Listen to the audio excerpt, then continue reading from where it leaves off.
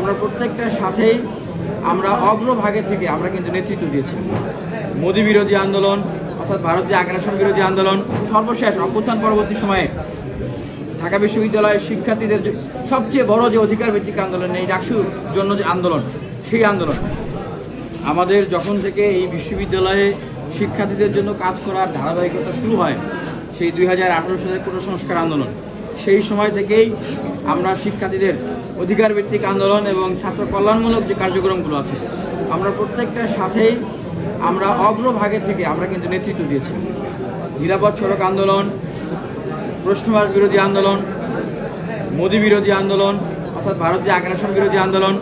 guest room গণরুমের বিরুদ্ধে প্রতিবাদ, শিক্ষার্থীদের আবাসন সংকট নিয়ে যে সমস্যা, সেটার জন্য দীর্ঘদিন থেকে আমরা আন্দোলন করে আসছি এবং সরকারি চাকরি ব্যবস্থাপনার যে সমস্যা, চাকরির আবেদন ফি কমানো 200 টাকা করা এবং পিএসসি সংস্কারের আন্দোলন এবং সর্বোপরি আপনারা যদি দেখেন যে জুলাই অভ্যুত্থান, সেই সময়ে এবং অভ্যুত্থান পরবর্তী সময়ে এই বিশ্ববিদ্যালয়ের যে আন্দোলনগুলো, যেটা বললাম যে পিএসসি সংস্কার, চাকরির আবেদন ফি কমানো এবং সর্বশেষ অভ্যুত্থান পরবর্তী সময়ে ঢাকা বিশ্ববিদ্যালয়ের শিক্ষার্থীদের সবচেয়ে বড় যে অধিকার ভিত্তিক আন্দোলন, এই ডাকসুর জন্য যে আন্দোলন, সেই আন্দোলন আমরা ধারাবাহিকভাবে শিক্ষার্থীদের জন্য এই কাজগুলো করেছি এবং ছাত্র কল্যাণমূলক যে কাজ, শিক্ষার্থীদের ভর্তির জন্য সহযোগিতা করা এবং ছেলেদের হল মেয়েদের হলগুলোতে বিভিন্ন ধরনের কার্যক্রম করা, মেয়েদের হলগুলোতে ভেন্ডিং মেশিন আমরা ব্যবস্থা করেছি